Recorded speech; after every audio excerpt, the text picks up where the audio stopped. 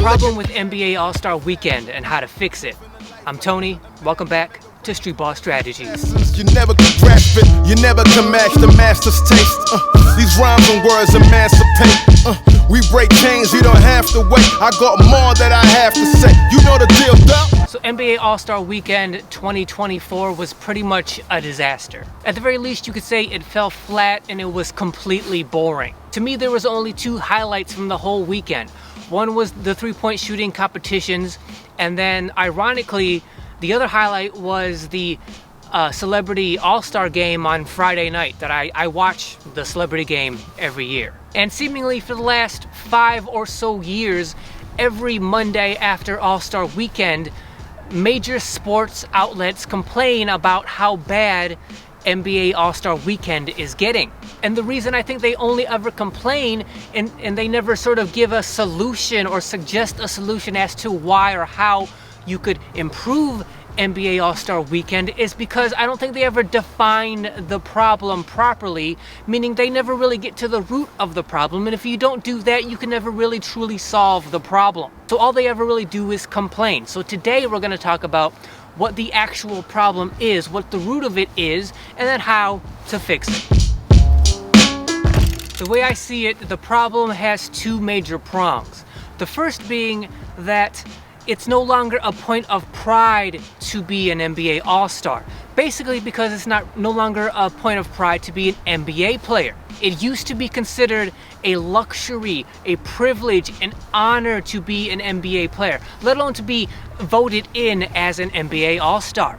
They pretty much approach it as if they are spoiled children, like they deserve to be there, when they don't. It is a luxury, a privilege to be there. One of the major problems with that is that us as fans, I don't really see or know or understand how we can affect that. Like, I don't understand how we could force them to look at playing in the NBA as an honor and a privilege again.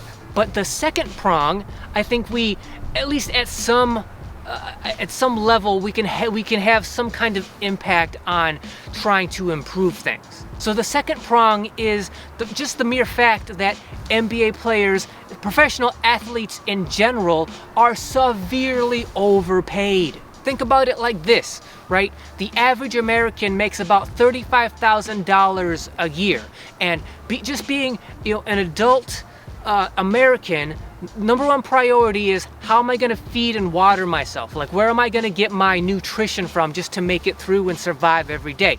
Right under that, however, right, is the whole idea of like, how am I going to provide for myself and my family on an ongoing day-to-day basis? But NBA players, once they make it to the NBA, and it's really hard to get there. I'm not trying to take away, how hard and difficult it is to get to the NBA. But once you're there, the average NBA player makes, in 2024, makes $10 million a year. Not per contract, not per their entire career, but every single year they make $10 million.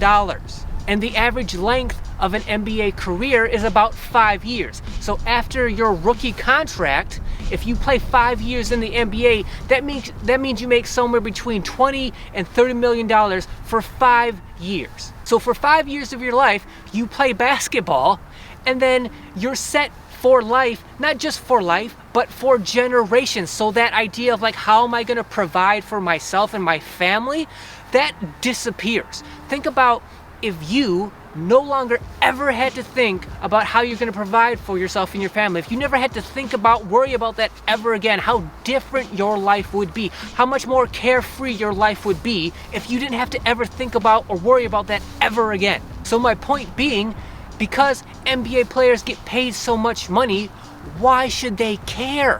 Why should they try? Why should they compete? The term professional athlete gets thrown around because it makes them sound super impressive and important, but the reality is they are professional entertainers.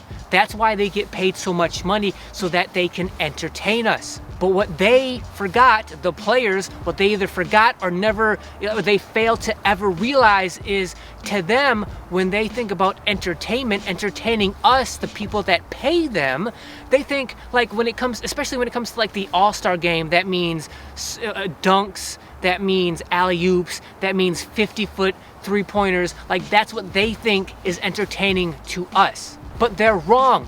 What we want is competitiveness. We want struggle. We want them to care. Think about your favorite movies and TV shows. Like, why and how do you get lost in those movies? It's because the characters in those movies, they actually care about what's happening to them, the struggles they're going through, the struggles they're trying to overcome.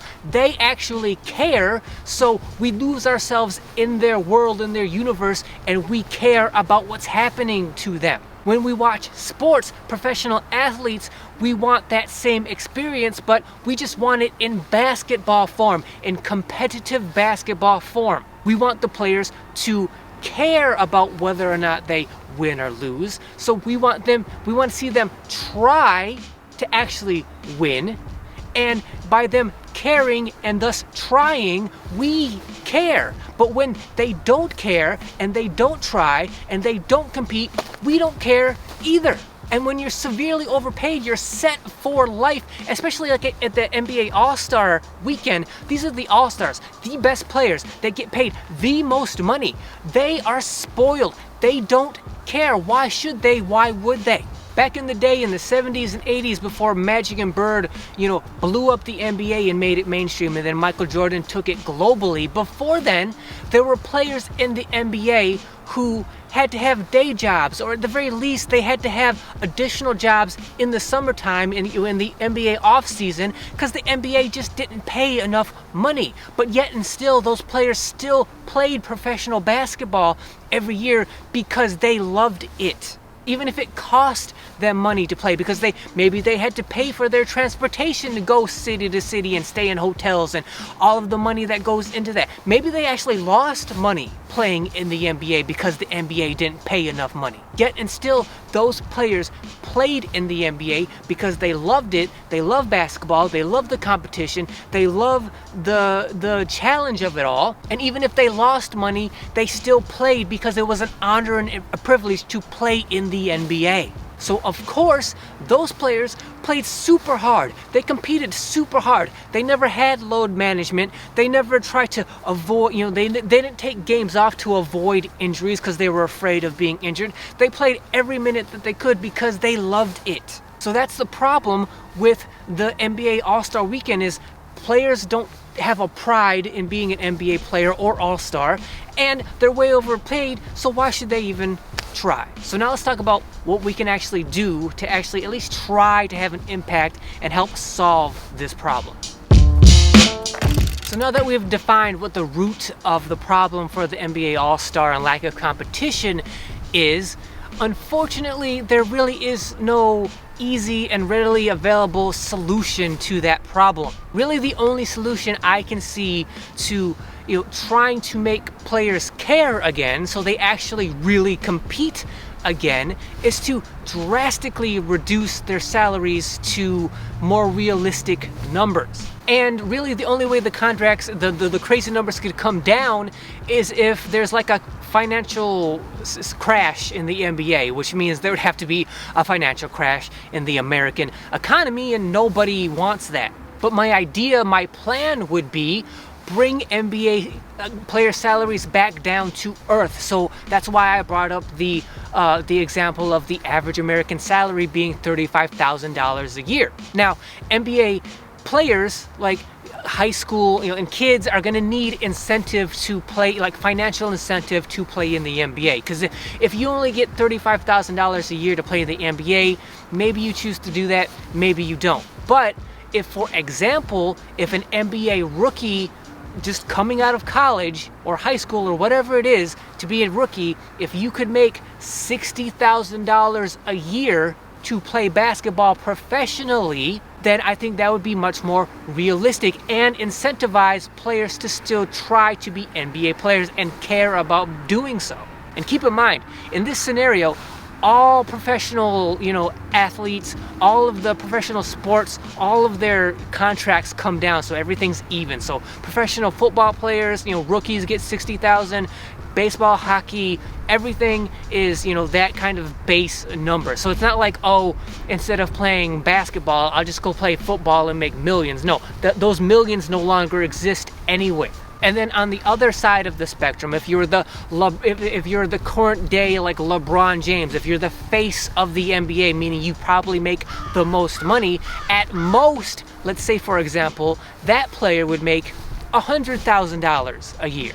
And then if the NBA would define some way where to incentivize the harder you play, the harder you compete, the better you do, like the more success you have, the more money you make towards that $100,000. If a system like that were to be developed, and I think it could be, then that would incentivize players to get better. Because again, they're just professional entertainers. It's their job to entertain us. But what they forget is they entertain us by trying to win basketball games. The reason they make so much money now is because, unfortunately, as a society and a culture, we value entertainment so ridiculously high that we pay crazy amounts of money for it. But then, when players make that much money, they get comfortable, they get complacent, and they stop trying, they stop caring. Here's the deal. We don't need NBA players. They are not necessary, right? There's no reason they should be making millions of dollars every year. There's no reason for any professional athlete, any professional entertainer to be making that much money. So, okay, bring the salary down where you still make a good amount of money above the average American salary to play basketball professionally, but not so that it's ridiculous so that they get spoiled. And I'm sure some of you are going to say, okay, well, if you do that, if you bring the salaries back down to realistic, American salary numbers, you're going to lose a lot of the players. Players are just going to say, that's not enough money. I'm not going to play basketball anymore. Well, first of all, what else are they going to do? They're super tall, they're super thin, their only talent is to be an athlete. All other professional sports pay pretty much the same as the NBA pays. Where are they going to go? What are they going to do? If they are best at playing basketball and they can make way more money than the average American salary, like $20,000, $30,000 more than the average American salary, then of course they're still going to go play basketball. But of course there's going to be some of them who say, well, that's just not enough money either way. I'm done. I only play in the NBA because it made me super rich and famous. So if I'm not going to be super rich anymore, then I'm just not going to be in the NBA anymore. And my retort to that is, good, get out. I don't want them. I want players in the NBA who play really hard, are talented, but also want to be there. They want to play basketball. They want the challenge. They're prideful about being there. They look at it as an honor and a privilege and a luxury to play in the NBA. If players are only playing so that they get super rich, and that's the only reason they're the biggest reason they're in the NBA, and they don't really care about the game, they don't really have any pride in it, then I don't care. I don't care about watching them. Again, we don't need professional athletes. We don't need professional entertainers. I would much rather be outdoors or on a basketball court myself playing any day than watching anyone ever play basketball.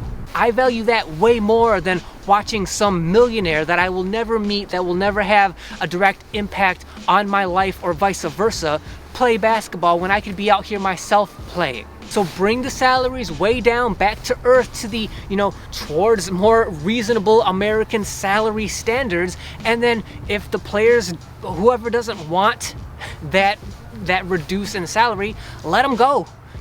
There'll be a generation or two where, competition and talent will be lower than we're used to, but eventually society and culture will adjust and they'll go, okay, well, basketball is the best thing is the thing that I'm best at. It's the best way for me to make money, even though it's only $60,000 to start with. I'm just gonna go to the NBA anyway. And then they'll actually care about being there. They'll have pride about being there. They'll actually try, they'll actually compete, and we will have good basketball. Now, the way that we as fans can have an impact on this, unfortunately, to get back, so we look at it like, okay, it's the owner's money. The owners pay the players. Don't forget, right? The owners have to buy the team at some point for whatever crazy amount of money it is. And then at that point, after they've bought the team, they are continuously trying to reimburse themselves for the money they spent on the team. That's where we come in. We reimburse them for the money they spent by going to games, buying merchandise, watching NBA related stuff on TV, being subscribed to NBA related stuff on social media. All of that factors into how the owners get reimbursed for the money they spent to buy the team. So really the only way that we can have an impact on bringing these crazy, outrageous salaries down is by boycotting the NBA. Everything related to it. Everything and anything that has anything to do with the NBA, stop watching it and unfollow, unsubscribe everything on social media so you never see anything ever even related to the NBA. That's the only way to bring these salaries way back down. By us making it clear that the reason we're doing this is because NBA players don't care. They're way overpaid.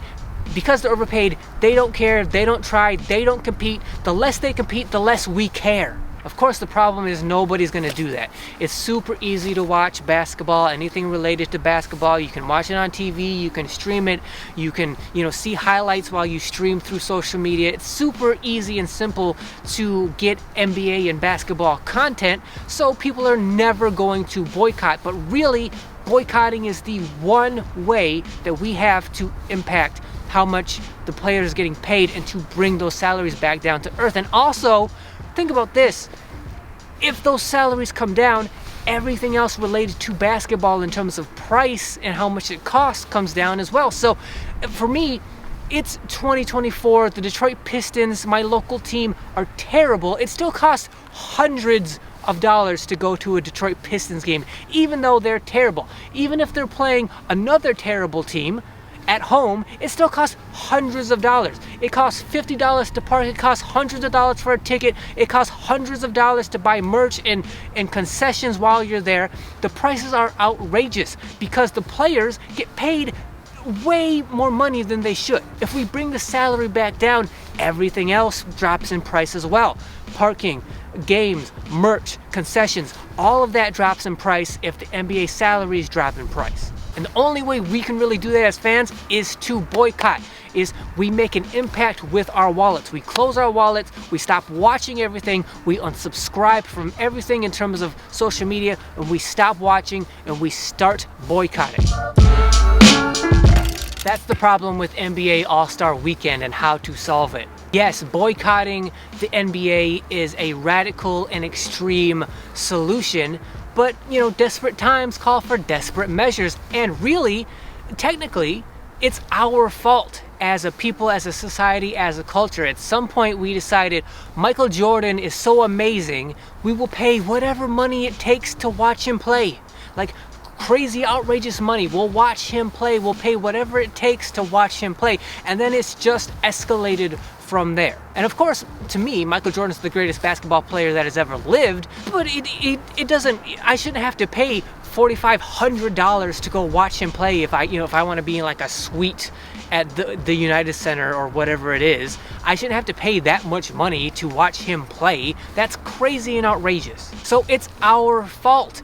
At some point we agreed to pay these outrageous prices, and so it's now on us to reset all of that. And the fastest, most extreme way that I can think of to reset the price and bring it back down is to do something extreme and radical like boycotting everything. But it's not enough to just boycott.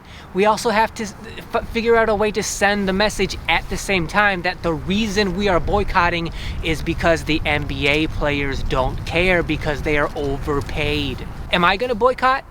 No. I mean, I'm already kind of boycotting to a degree because I don't really watch a whole lot of regular season NBA. I do watch the playoffs, I do watch All-Star Weekend, but you know, the Detroit Pistons suck. So I don't watch them. If I don't watch them, I'm not gonna watch them compete against other teams in the NBA. So I don't watch regular season NBA basketball. But am I gonna like boycott altogether? Am I going to unsubscribe from all of the NBA related social media that I see every day? No, not by myself. I'm not just gonna be the one person who suddenly goes clueless about what's going on in the NBA because I'm a one-man boycott. If other people, millions of other people boycott, then I will. I'll join, but I'm not going to do it by myself, and I'm sure that's what everyone else is thinking as well, so that means nobody's going to boycott, and the problem is going to get worse and worse over time, unfortunately. So I want to thank you guys for watching. If you like this video, if you think it makes sense, then please let me know down in the comments. Like, do you think I'm being too radical, or what's your solution when it comes to like what can be done to help, you know, make basketball and specifically All-Star Weekend better, more competitive, more interesting again? And if you did like this video, then please subscribe to the channel. But also make sure you hit that thanks button down below. When you hit that button, it directly supports the channel. So for anyone that hits that thanks button, know I definitely appreciate it. As always, like, share, comment like I said. Make sure you hit that notification bell so you're notified whenever any video goes live on this channel. And until then, I'll see you guys next week. What I do, I take the power I got and distribute. Ask me again what I do in interviews. I tell them all action, freeing all captives. Talk less, that's a lost practice. You know how I do?